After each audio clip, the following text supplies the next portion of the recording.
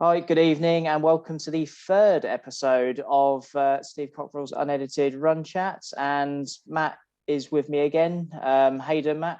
How's things? Hello, Steve. How are you? Yeah, good. I think recovering from the football, a good win. First time in 10 years we've got a first victory in the first round.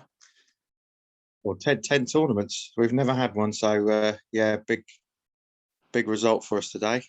Fantastic. Yeah, like I said, it's I know it's a running show, but you know what? Let's get the football in there. we need to get that in early doors. We done Gareth's. I mean, yeah, there was a bit of talk around his team selection, but he done the business. We got the win against a good team. Yeah. Well, Calvin Phillips ran all over the pitch, so that does involve running. So I was going to say some of the. I mean, we'll have to cover this one week, but some of the distances that footballers run is actually impressive, isn't it? Considering they're sprinting all the time. Yeah, sort of 10K on average, but I think it's a lot more now. They really do cover the ground, some of them. Yeah, we'll have to cover that and just to see what's what actually comes about, because you got their heart rates must be going through the roof. I mean, I know they wear all heart rate monitors now, don't they? So data's recorded. So we'll have to go through that one week because that'll be an interesting thing that they cover 10K in a game, which is just sprinting, which is it's insane to think about, isn't it? Yeah, absolutely. Definitely. But other than football, how you been? How's your week been? Yeah, all good, really. Obviously the temperatures have warmed up, but yeah, I had a good track session this week. And then yesterday back on the 5Ks. I forgot to put on the fly 5K, but I'll get there eventually. But It's all right. Don't worry. I think I'm going into a little bit of fly 5K just a little bit later on. So I turned up at an actual event where Graham was fundraising. But I think you just managed to. You were just short of the breaking the 16 mark, weren't you? Yeah, 16:03. It's my quickest time as a vet 40. So yeah, it's a bit of a second coming, really. So hopefully, just keep it going as long as I can. Oh, absolutely. I think look, it's what times you're doing is incredible, mate. I think there's if you can break the 16 and then just see how far you can get from there. I think you got any track races coming up or? No, just doing the track training. I haven't really booked any races. Obviously, we're seeing what's happening with Park Run. Yeah. We'll just go from there, really. When all the restrictions are lifted, then plan a bit more. At the moment, it's still a bit up in the air, but hopefully, look again when everything's lifted. We're probably looking another month now, aren't we? 21st of July, possibly around that sort of time. Yeah, I mean, the landowners have agreed, which is great, but I think, it all depends on whether Boris goes for his restrictions lifting or not, and it looks like it's going to carry on, doesn't it? It's the right call. I'm not disputing that, but I think, once Park Run comes back, I think we're going to see some incredible times, not only from you, but I think some of your guys are going to put in some incredible runs as well. I think there's going to be a couple that are going to be on the cusp of really smashing sub 17. I think. Yeah, there'll be some big PBs. A lot of people have been chomping at the bit to get back to it. So when it comes, there'll be lots of people ready for it.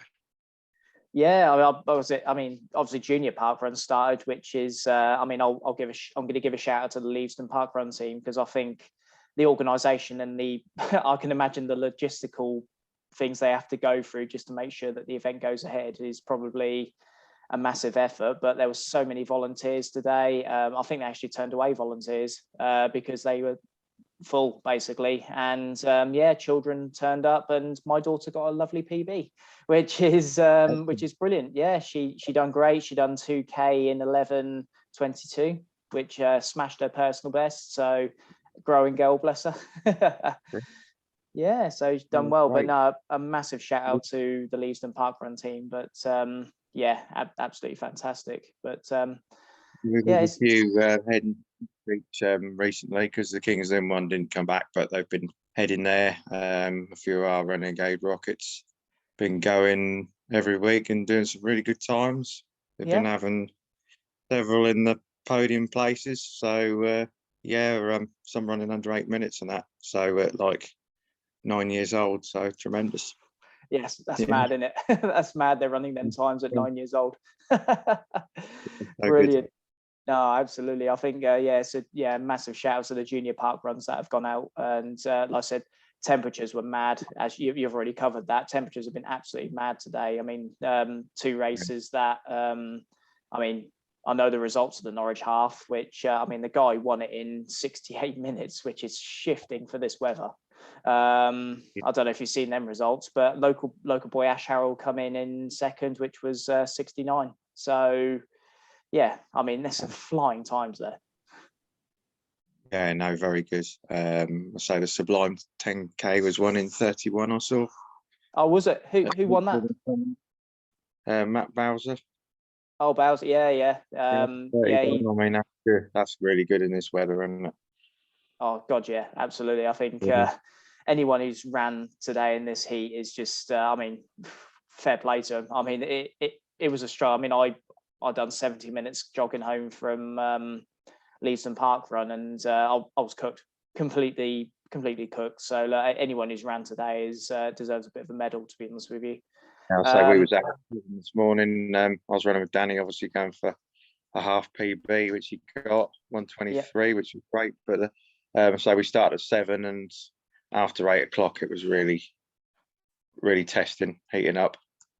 So yeah, spent the rest of the day sort of rehydrating. Yeah, and I spent an England game actually not consuming alcohol. I've really I've said to myself, look, I'm gonna ease off a bit because like I said, with the hot weather, and I've said to myself, I want to get the training back in now. So yeah, I'm gonna ease off the alcohol for a little bit, and I drank some Heineken Zeros instead. Absolutely. But no, I think yeah, so there's the Norwich half, and then obviously I haven't got any results, unfortunately, but I've been asked to give a massive shout out to the Snowboard Striders who were marshalling, and obviously a lot of them were competing in the Snowboard's half today, which is a tough race. I don't know if you've done it, Matt, or not, but it's a really tough race, undulating, and yeah, as I said, anyone in these temperatures is going to really suffer. So unfortunately, I haven't got the times, but yeah, they've done good. So yeah, absolutely. There was also there was a marathon yesterday afternoon, the Sunset Marathon. Sunset, yeah. Ended up at Snettisham. There was about 3 renegades running the first marathon there. Oh, brilliant. Yeah, Kerry Taylor, Dan Pratt, and Jamie Youngs all did the first marathon. So that's a real test from there. So, yeah, I think there'll be easier marathons for them to come if you know it's yeah. Well done anyone who did that at 4 o'clock in the afternoon. I think it started. So yeah. Geez, that's some tough going. I mean, it was still baking hot then, wasn't it? Yeah, very much so. Cool. I think, and I mean, talking about some very fast paces. I mean, I'm going to look at some of the times from the Florence Diamond League. Look at the, I mean, the 5K. The men's 5K was just an absolutely unreal race. I mean, Jakob Ingebrigtsen won it in a European record of 12:48.45. Considering that the guy hadn't broke 13 before, and he was actually distanced in the race as well. I think it was around about halfway he was distanced. There was a group of 4 which was led by Cheptegei, and there must have been about 20-30 meter gap, and I think I said Ingebrigtsen was just sitting in the pack, and he had to do the work himself to catch up, and he just carried on. Yeah, it was a tremendous run, and I'll say Cheptegei finished back in 6th, so he got it wrong on the night, really. But yeah, tremendous. I mean, to be honest with you, I wanted to, I think Ingebrigtsen actually said it. I'm not sure if it was an interview or an Instagram post. I can't remember what it was, but he actually did thank Cheptegei because I mean, the guy just took the race. It was clear he was looking for a time, and he just took the race on. He's not one of these guys who hides, is he? He's someone who wants to run flat out all the time and go for times, which is rare. It's rare. It's rare at the moment, isn't it? Yeah, and that's how you get world records like he's done. But Ingebrigtsen, I believe, is 20, isn't he? So that is like, what a future he's got. Tell me about it. Tell me about it. And I think I hope he doesn't move up distances too quickly. If I'm honest, I think he's got a massive future at 1500 meters and 5K. I think he just needs to stick at that for a while. I'm not even sure what his 800 meter PB is, but I think he'd probably shift to that as well, to be honest. Any distance would, a bit like Mo Farah, can really just perform. Yeah, I agree. And I think you look at the guys that come in second, third, fourth, fifth, and sixth. So they're all like season's best national. Well, Katir done a national record coming in fourth. Spanish, I mean, he broke that again. I mean, he had a massive run in Gateshead, and he's had a massive run again coming fourth, Spanish records. Yeah, I mean, what a guy. I mean, he's going to be a threat. He's going to be a threat come to that, because he really ran that tactically well. He just kind of sat on Ingebrigtsen, I think, which is probably the way to go.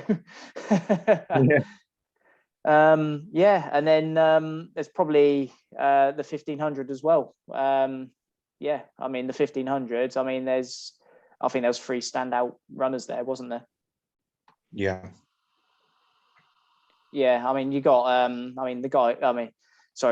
the lady who won it, Sifan Hassan, she broke the world record 10K, didn't you? We talked about it last week. What was it? Was it 1306? What was her time? 1406. I can't think what it was now, but it was a world record, wasn't it?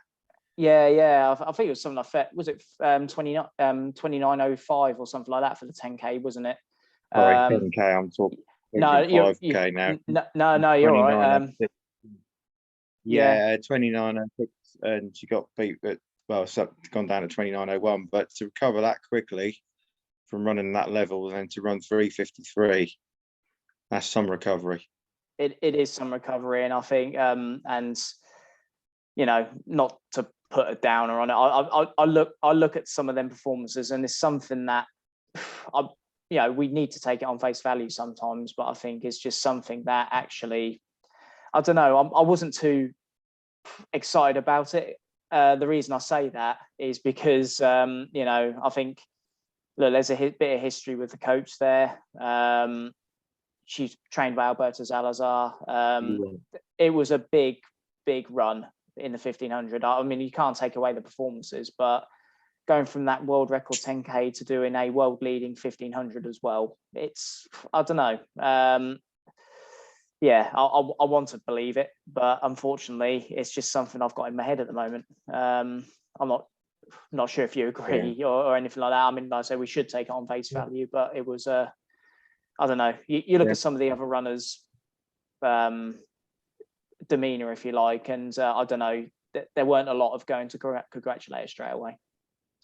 There's always a cloud, isn't there? It's like when Mo Farah didn't distance himself from it. There's always that nagging cloud over anyone who's in that camp, unfortunately. It's the same with Team Sky at one point. It's always going to be there, isn't it?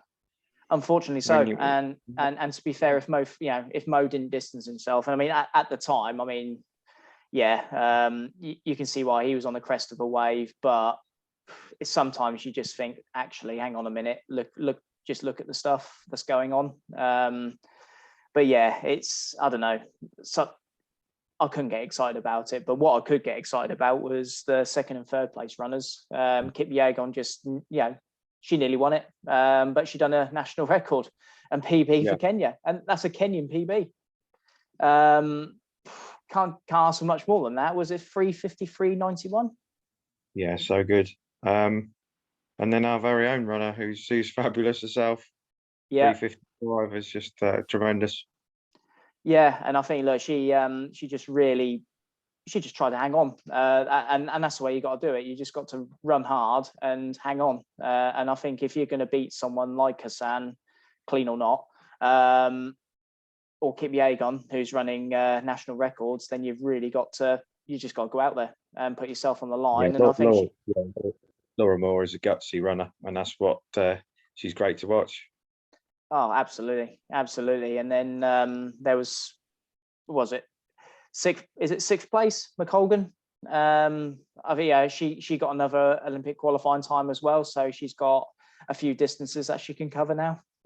So I think it's safe to say that she's got her choices. So I don't know whether she'll try and double up or go for one event. We'll see how that goes. But yeah, she's got her choice of events as well. Yeah, and a very nice, down to earth runner she is. So I do like to see her do well as well. 100%, 100%. Yeah. And was there any other results that you wanted to cover? Because I know you mentioned a few. Yeah, if we talk, firstly we talk about Dina Asher-Smith again. 22.06 in the 200. She's looking in great form. And then we've got women's hurdles. 41-year-old record went 12.38 for the hurdles. Tremendous. And then I've looked at the men's steeplechase as well. 8.08, 3,000 steeplechase. That's unreal run, isn't it? El Bacali, that was, yeah. Yeah, I mean, it's worth mentioning in that race.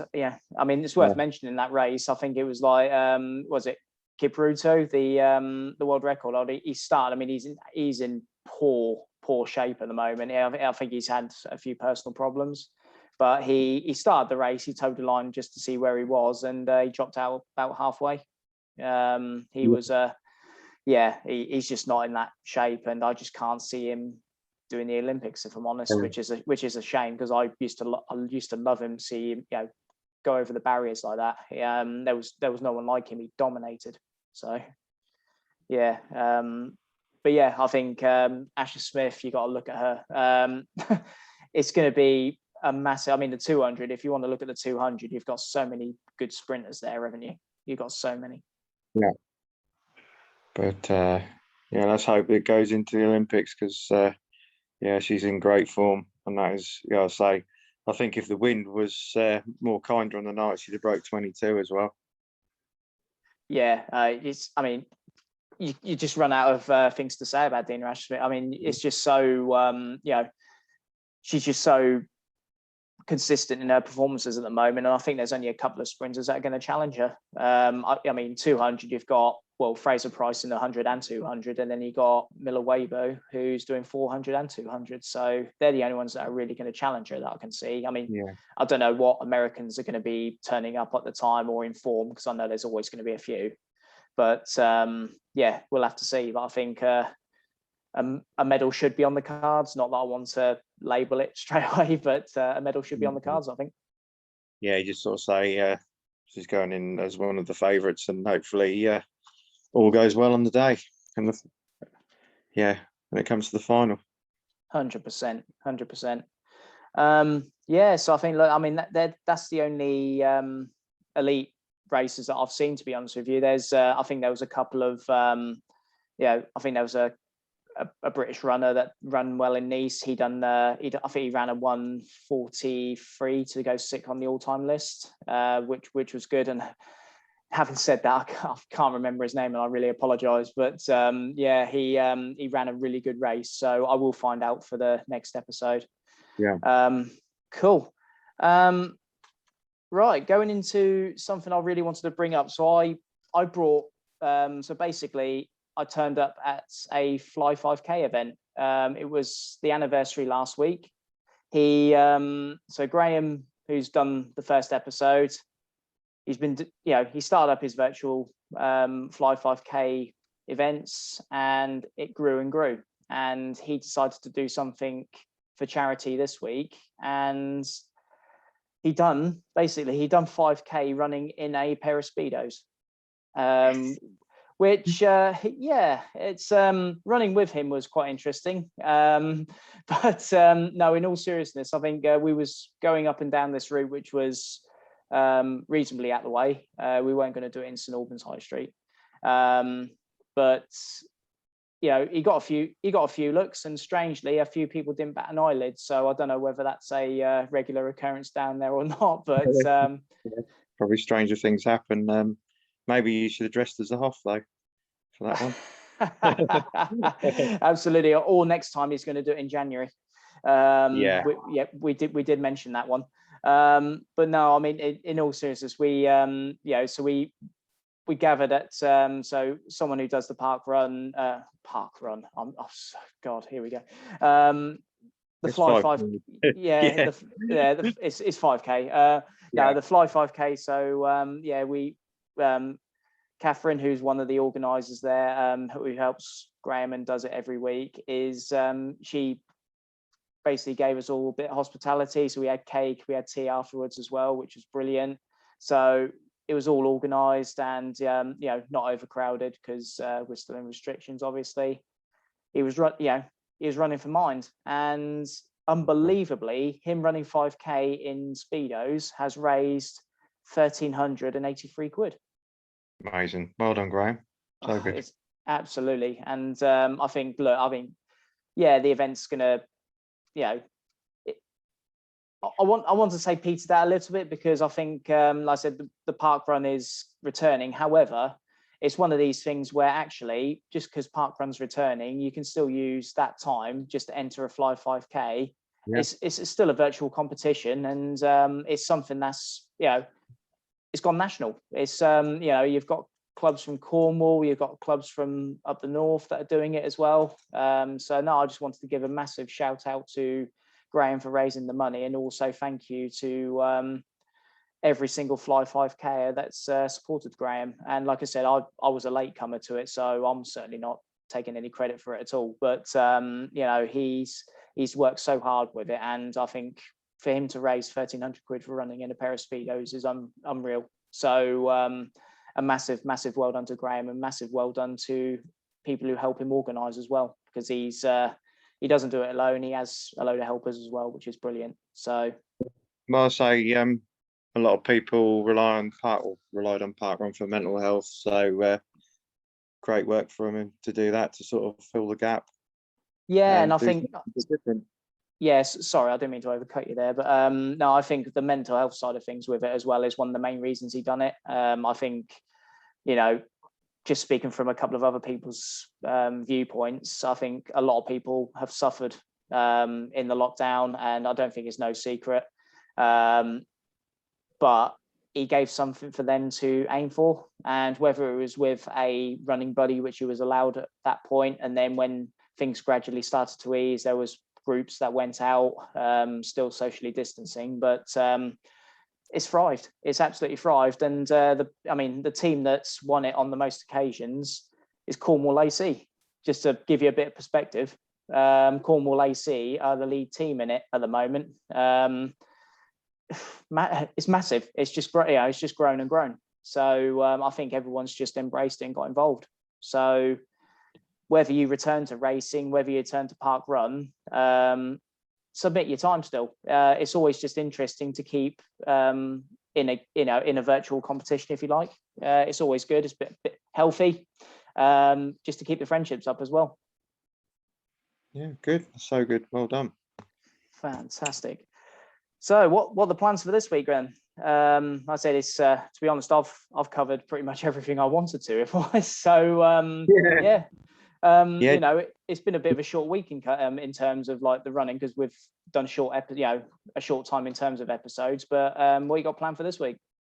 Yeah, that'll just be the usual Tuesday evening and Wednesday on the track. That's looking like it's going to be hot again. And then gonna have a 5K with Mitchell on Saturday. So hopefully, that's going to be a smackdown. I think. I think Mitchell's going to have you. Oh, he usually does on the track, so it'll just be the normal. But yeah, no, that'd be good. Hope, yeah, we're a good team, so we'll carry that on to Saturday morning. Fantastic, and I'm hoping to get another 6 hour. I've got a 6-day week.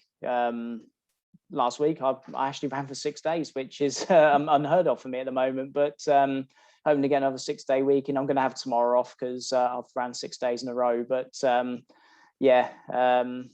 so I hope, hopefully get the mileage up again, perhaps go a bit further on my long run, see how the weather is. Not going to force it, because I think with the hot weather, that kind of doing a 70-minute run just to start with is perfect. That's fine. That's you're not going to have any issues there. But seeing what races I want to enter. I'm going to enter one for July, one for August, one for September, I think, just to get back into it before the cross country, I think. Excellent. Fantastic. Right. Yeah. Brilliant. Right. We'll end it there. But thanks for joining me, Matt. And we'll get this episode done again next week. We'll do it on the regular time this time. So we'll give a week for stuff to come in. Brilliant. About England, Scotland as well next week. Oh, absolutely. Yeah, that might take a bit of a portion of the show, because that's especially if we get beat.